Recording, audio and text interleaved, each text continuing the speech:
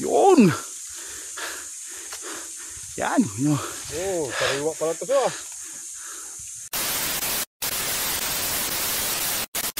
Meanwhile, at nandito na nga kami sa gubat. Nandito kami para maghanap ng bahay ni Jollibee. At may nakita na nga ang aking mga kasama. Kailangan muna itong pausukan. At nabulabog na nga ang mga Jollibee. Kailangan nang ibalot ng sarili. Baka bigla tayong habulin. Kawawa naman. Gago! Parang meron ko sa mata.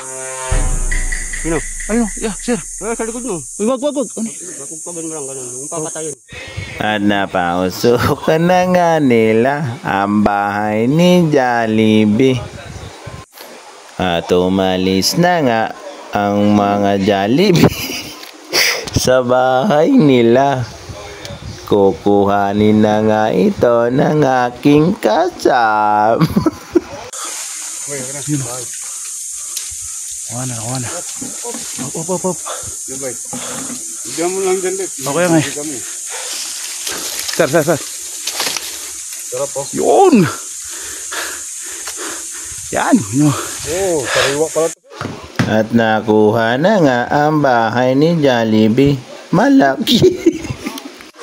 Para pala itong tinapay.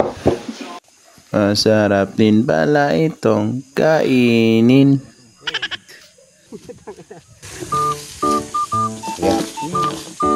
Yan, ito mo ganyan. Sa among yung dahil. Kung muna, baka mo din. Mamaya akong pala na. Rap. Talagan. Mamaya. Gunggong! Barinig kita sa mukha eh! At napagod na nga sila sa pagnanakaw ay sa pagkuha ng bahay ni Jollibee. Kaya kailangan na naming umuwi. Baka bumalik pa sila.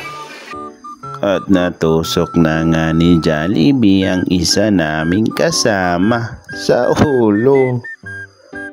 Kahit nakakapagod ay okay lang. Wala namang hinabol.